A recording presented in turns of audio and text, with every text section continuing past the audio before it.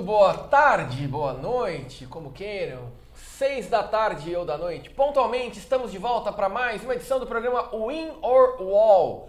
Para todo mundo que nos acompanha no canal 8, TV Japi para assinantes NET, Jundiaí, ou também no nosso Facebook, Japi Pro, que é o perfil oficial da TV Japi no Facebook. E para você que está nos assistindo também pelo canal Win or Wall Motorsport no YouTube, estamos hoje de forma gravada, tá bom? A gente está testando alguns outros mecanismos, outros formatos, mas nesse novo horário, agora terça-feira e não ao vivo para quem assiste no YouTube, tá certo?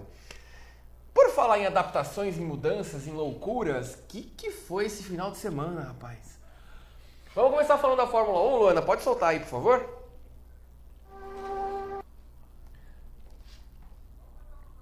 Bom, a gente teve, né, o Grande Prêmio da Hungria, disputado no circuito de Hungaroring, e o Verstappen ganhou, saindo de 10º lugar. Aliás, uma estatística boa, que é a primeira vez que o Verstappen ganha uma corrida desde que largando mais do que um quarto lugar.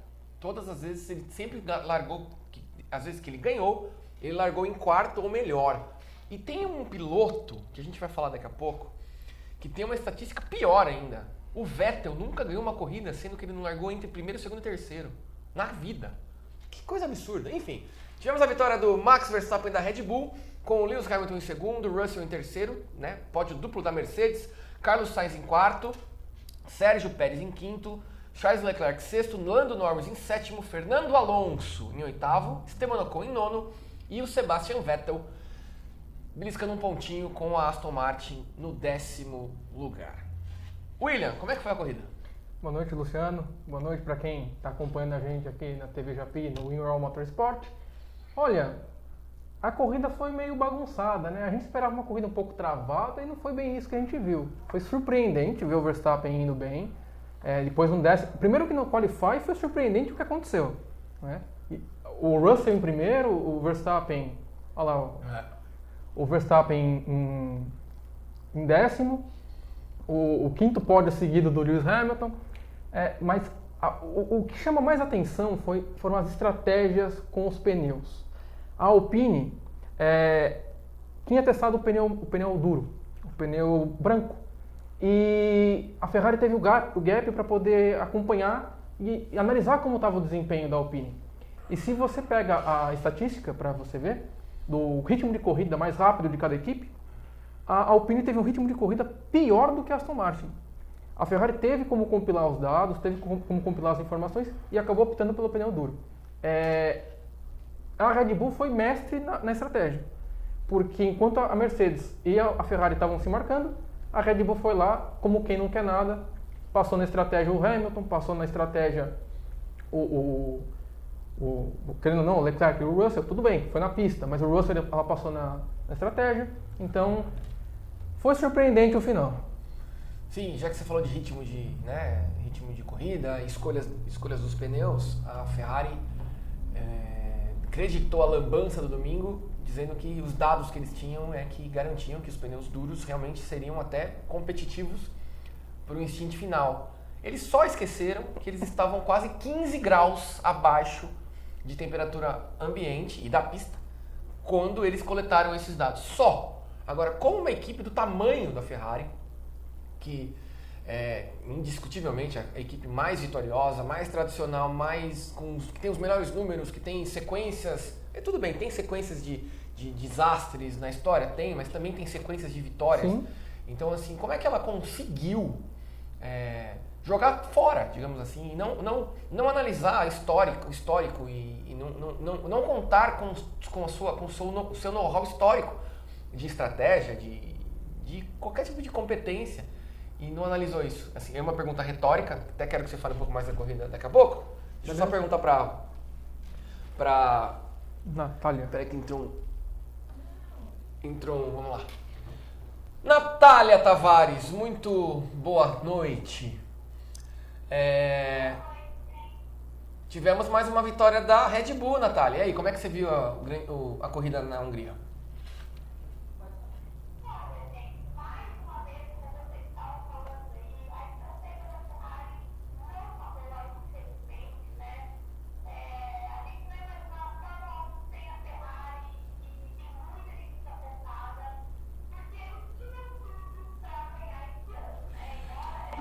muito boa, eles podiam ter uma competitividade aí muito legal, mas agora eles correm risco até de perder pelo menos ali nos construtores para Mercedes, né, que está ganhando muito espaço e está indo muito bem, então é uma pena. Já que a Nath falou da classificação dos construtores, a gente passa aqui rapidinho. A Red Bull tem 431 pontos na liderança, seguida pela Ferrari com 334. A Mercedes já na cola com 304. A Alpine tem 99. A McLaren 95. A Alfa Romeo 51. A Haas 34. A Alfa Tauri 27. A Aston Martin 20. E a Williams na rabeta com 3 pontos marcados. Eu acho que assim, a gente vai falar mais durante o decorrer do programa sobre a corrida em si, mas eu acho que a gente pode já chamar o próximo material que a gente tem. Luana, você pode soltar, por favor, do Vettel? Que eu acho que nosso tempo é curto também. E assim, a corrida acabou ficando em segundo plano. Sim. Apesar da corrida ter sido como foi, né? O Verstappen largando em 10º, a Ferrari jogando fora um monte de ponto de novo, o Hamilton largando em 7º, chegando em 2º. Se não fosse a classificação do Vettel, do Hamilton, que ele disse que teve um problema na asa móvel, ele podia ter largado um pouco mais pra frente, acho que ele ia voltar pela vitória e não é muito... Primeira ou segunda fila, pelo Exato. menos. Não é muita loucura falar isso, mas a gente tem que falar de Sebastian Vettel, que anunciou na semana passada sua aposentadoria. Vai parar de correr na Fórmula 1 logo após o final do Grande Prêmio de Abu Dhabi nesse ano. Portanto, última temporada do Vettel, tetracampeão da categoria, 53 vitórias, números absurdos, e de um cara muito marcante, tanto nos números como também na personalidade, um cara que se posiciona. A gente estava falando isso esses dias aqui, um cara com um carisma muito, muito grande, um cara inteligente, um cara instruído, que vai fazer falta não só como piloto, mas como figura, né? E eu só vou pincelar rápido que essa saída do Hamilton botou fogo, do Vettel, botou fogo na Fórmula 1 de um jeito absurdo. Eu vou tentar explicar mais ou menos o que aconteceu. O Vettel anuncia a aposentadoria e abre uma vaga na Aston Martin. Lá, segunda-feira depois da corrida, a Aston Martin revela que o Alonso vai ser piloto para 2023. No dia seguinte, todo mundo achando que o Oscar Piastri ia assumir sua vaga na Alpine, e o Piastri vinha a público dizendo que não é bem isso. Aí nos faz lembrar do Palou na Fórmula Indy, que tem a ver, porque tem a McLaren envolvida. Enfim, tem gente falando que vai ter uma mudança das cadeiras gigantesca logo mais. Eu queria que o William aproveitasse para tentar explicar com um pouco mais de detalhes o que está acontecendo na Fórmula 1 no que diz respeito a pilotos e equipes. Literalmente é uma dança das cadeiras, né? Você pega aquela dança de cadeira infantil, é literalmente isso. Porque a Alpine vem a público, era 1 da manhã na Austrália, e o Piastri recebe a notícia de que ele seria piloto da Alpine. E não é isso que eu quero, não é isso que eu quero para minha vida. Ele está negociando com a McLaren, e tem um piloto aí que já passou pela Fórmula 1, que tem alguma cancha, né? Que chama Marcus Ericsson, um piloto que já foi campeão nas 500 milhas esse ano. Ele falou um dia antes, falou na segunda-feira, que o Piastri ia para a McLaren e que o Vettel, ou o Alonso, ia para a Aston Martin. Olha, tá uma bagunça gigantesca. Assim, a gente esperava que ia ter férias, a gente esperava que ia ter um descanso para os pilotos, ia ter um gap, assim, uma tranquilidade. Não é isso que a gente está vendo. Vettel sai da Aston Martin, aposenta, depois de ter criado o Instagram. Alonso indo para Aston Martin, sendo que no domingo o Otmar Szafnauer falou que ele era piloto da Alpine, que ele estaria na Fórmula 1. Isso com transmissão ao vivo da Band. Mas me permite uma correção, ele não disse da Alpine. Sim, ele disse Fórmula 1. Ele disse, tenho certeza que o Alonso estará na Fórmula 1. Mas, eu li uma informação hoje de que a Alpine só soube que o Alonso não estaria dirigindo seus carros pelo comunicado oficial da Aston Martin. Ou seja, o Alonso nem, seguinte pessoal, não vou estar aqui não. Ele soube pela imprensa. Então assim, só para rapidinho, tem mais um desdobramento que envolve o Gasly. Dizem que o Gasly que vai para a vaga da Alpine. E que o De Vries, que está sendo testado, foi testado pela Williams e também foi testado pela Mercedes, deve assumir uma vaga na Williams. Enfim. É uma bagunça. É uma bagunça. Nath, como é que você recebeu essas últimas notícias? O que você acha que realmente vai acontecer? Você acha que o Ericsson cravou o que vai rolar? O que você pensa sobre essas mudanças para o ano que vem? E tem o Ricardo.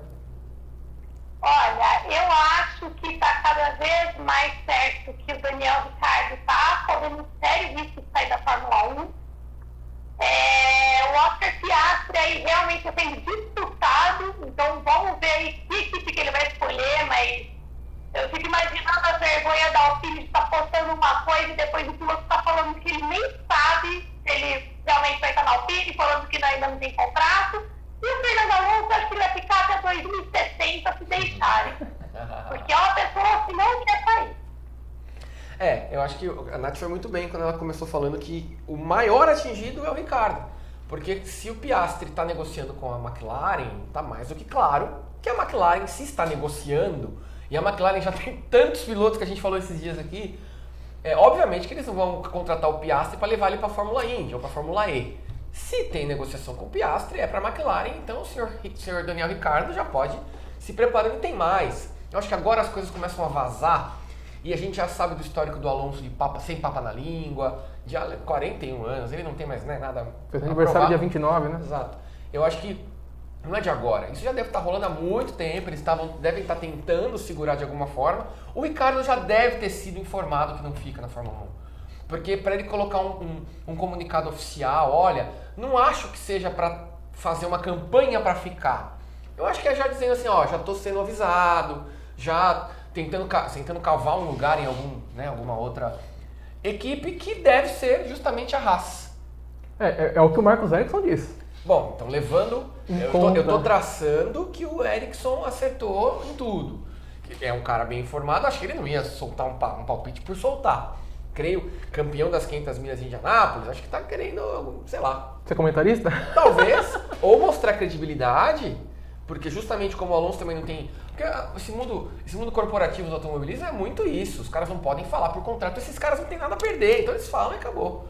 Então assim, eu acho que se realmente pintar uma vaguinha pro Ricardo na Haas, tá de ótimo tamanho, entendeu? Se livra da McLaren, no sentido de não ter que ser... colocado na geladeira para correr numa Fórmula E, por exemplo, ou mesmo na Fórmula Indy.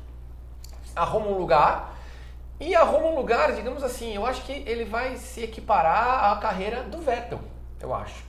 Eu digo assim, não aos números, mas o que virou a carreira do Vettel, depois que sai da Red Bull, que não tem muito sucesso na McLaren, e assim, a Aston Martin para ele foi uma sobrevida e acho que é isso também. Sim. O Ricardo está tentando uma vaga para não sair de vez, mas...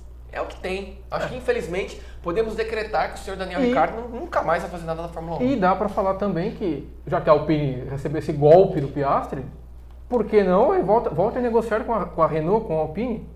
A gente nunca sabe o que está na cabeça dos caras, a gente nunca vai saber. a gente está num achismo, né? Uhum. Mas uma coisa que eu acho que dá para cravar é que a Alpine vem fortíssima para o ano que vem, seja lá com quem. Porque eu vejo o carro crescendo muito, se desenvolvendo muito, pelo menos daí dessa metade dessa temporada, dessa primeira parte da temporada. E acho eu que eles não dispensariam o Alonso, né? Tudo bem, não foi dispensado, mas não abririam mão do Alonso de uma forma tão fácil, se não tivessem certeza que tem potencial para lutar o ano que vem. E digamos, o Alonso, mesmo se tiver um carro forte na mão, não vai mais ser campeão mundial. Talvez só uma vitória ou outra. Né? E eles, obviamente, estão apostando todos, talvez não para o ano que vem, mas tipo assim, o ano que vem seria mais uma transição para o Alonso, então já põe esse cara que eles queriam, que seria o Piastri. Sim. E agora, rapaz? Agora é o Gasly? Você pode pegar os caras da academia da Alpine, que tem o Jack Durham, não vou falar o Collet porque precisa ter a superlicença, né? Sim. Aí, na Fórmula 2 eu vou falar sobre a superlicença também, mas não tem muito para onde fugir. Você tem o Gasly, que é um piloto francês da casa, e que todo mundo vê muito potencial. Você pode trazer o Ricardo, que já conhece a casa. Não tem para onde fugir. A Alpine ficou de mãos atadas. A Alpine ficou perdida com o anúncio do Piastri. Eu se puder apostar, agora, se eu tivesse que apostar, eu apostaria que, não que será o Ricardo na Alpine, mas que o Ricardo tem mais chance do que o Gasly. Também? Eu acho. Porque o Gasly está sob contrato, teria que pagar. Alguém vai ter que pagar para o Gasly abrir mão de um contrato na AlphaTauri. E não deve ser barato, porque eles amarram isso muito bem. E eu acho que o nome mais provável hoje seria o Ricciardo por ser dispensado. Acho que assim, o Ricciardo até pagaria a multa, digamos assim, ele, para conseguir uma vaga na Alpine. Cairia do céu uma vaga na Alpine pro Ricciardo. Né? Bom, vamos fechar esse assunto que a gente tem um monte de coisa para falar, o programa já está na metade. Então assim, a gente na verdade, vamos fechar, porque a gente vai ter muito tempo para falar sobre esses desdobramentos, que afinal a Fórmula 1 está de férias. A Fórmula 1 só volta no fim do mês de agosto com o Grande Prêmio da Bélgica em Spa-Francorchamps. Então a gente vai ter aí 3 edições do Win or Wall para falar sobre as especulações de como foi, quem vai, quem não vai e tudo mais.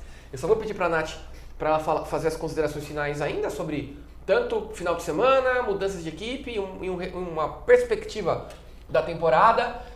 Se você concorda que o Verstappen já é mais campeão do que nunca, o que você espera das últimas corridas que vem aí? Olha, gente, é muito, muito provável que o Verstappen vai ganhar, porque fazendo aí alguns cálculos sobre pontuação, ele está muito distante agora em relação aos outros pilotos. Então, para ele perder, ia ter que acontecer algo assim muito inusitado.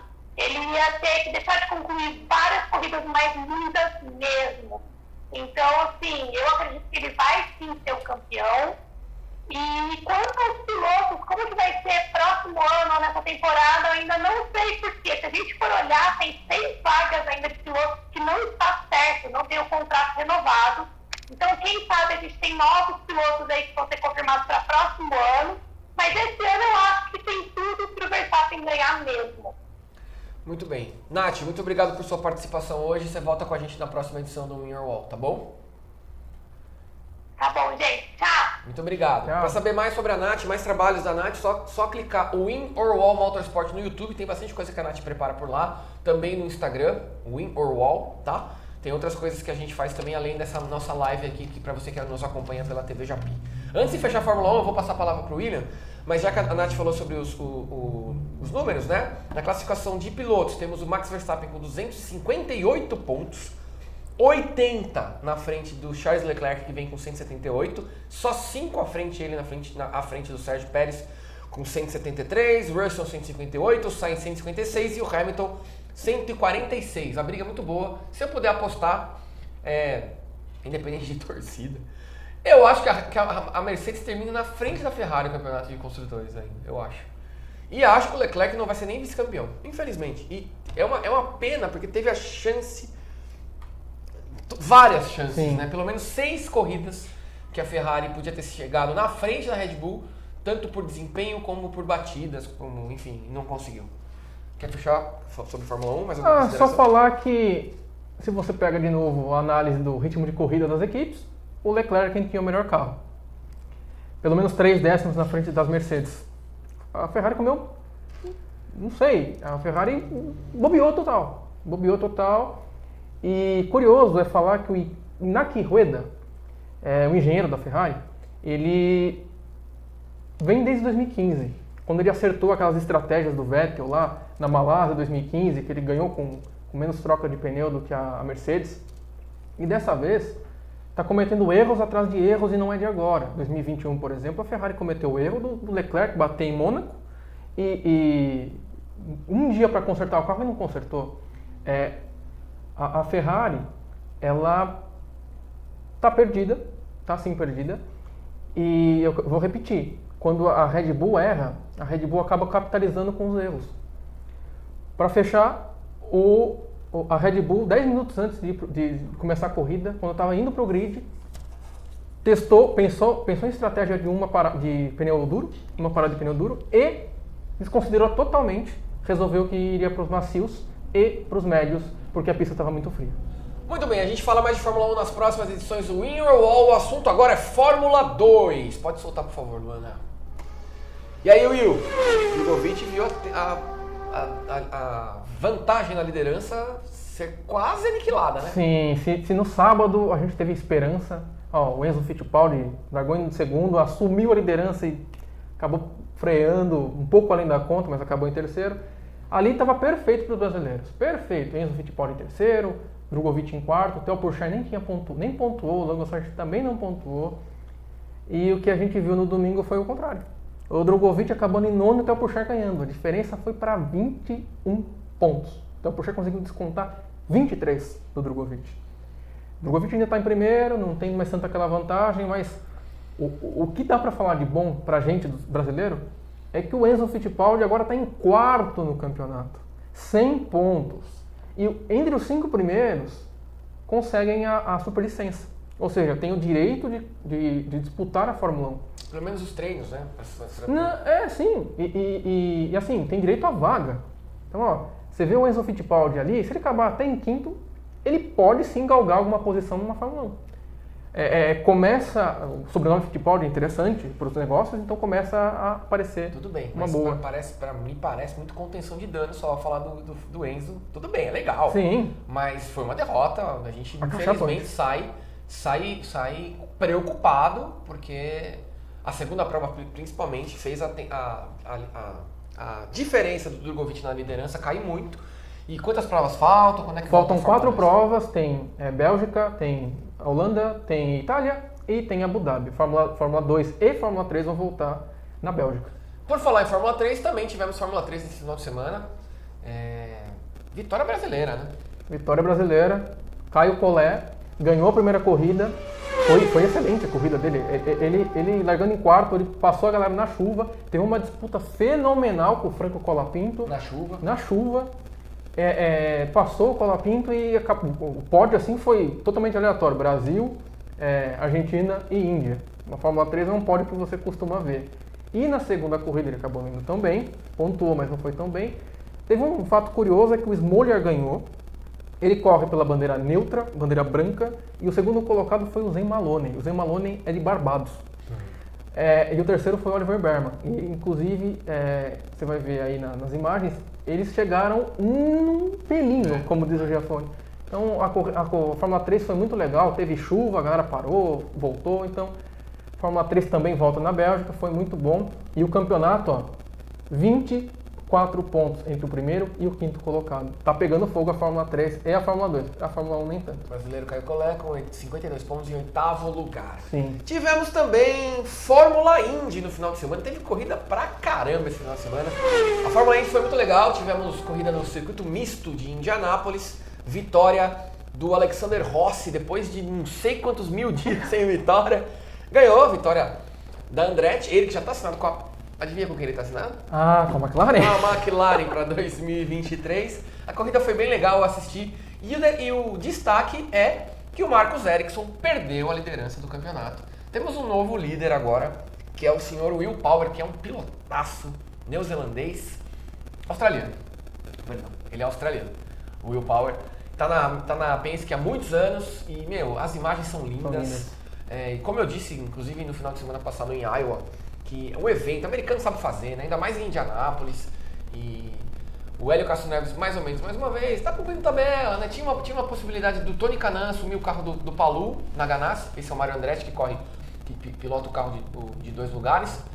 Aí o Rossi comemorando, mas assim, temos essas informações. O Ericsson perde a liderança do campeonato e agora restam mais 4 corridas também na Fórmula Indy.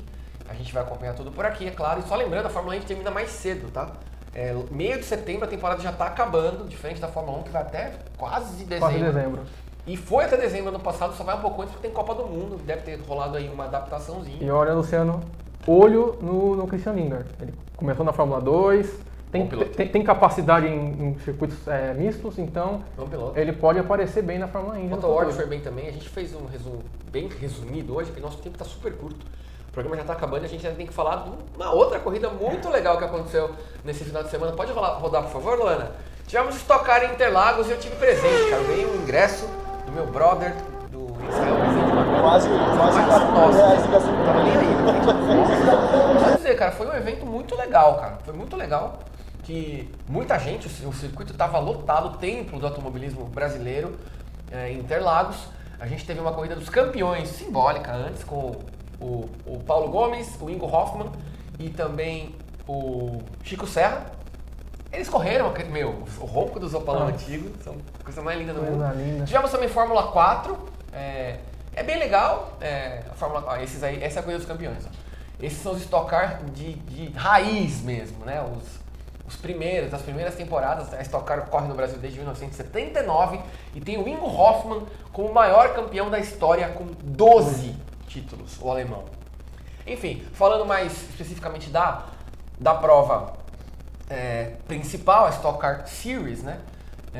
Tivemos vitória do Matias Rossi na primeira bateria, e ele que é argentino, e tivemos na segunda prova vitória do Felipe Fraga. Destaque para o Felipe Fraga, que ele não corre a temporada regular. Ele foi convidado para correr no lugar do Daniel Serra, que bastante campeão também na na Stock Car, mas ele estava em Spa no final de semana, correndo os 1000 km de Spa. E o Felipe Fraga, que corre a DTM, tinha um intervalo no seu calendário, veio para Felipe Fraga, aliás, campeão da Stock Car nos anos anteriores, moleque, piloto, sempre foi um pilotaço. Inclusive ele foi cotado para participar das categorias escola da Red Bull e tudo mais. A gente pede desculpas pela qualidade das imagens, porque a gente estava ali. A gente fez até questão de fazer uma parada mais amadora mesmo. E a gente até tinha mais imagens, mas enfim. E tivemos vitória do Felipe Fraga na segunda. Tem a classificação do campeonato agora, eu vou passar rapidinho para vocês. Gabriel Casagrande na liderança com 206 pontos. Daniel Serra ainda segue em segundo sem ter corrido nesse final de semana. O Matias Rossi, argentino, que faz uma temporada sensacional, com mais uma vitória, inclusive é o terceiro com 171 pontos. Rubens Barrichello é o quarto com 160, Gaetano de Mauro 150. E vamos chegar até o Guilherme Salas, que é o jundiaense, piloto, representante de Jundiaí na Stock Car. Está em oitavo lugar com 136 pontos. Destaque negativo. Nelsinho Piquet, até que foi quarto lugar na segunda corrida. 124 pontos, eu estou dizendo negativo porque são os medalhões.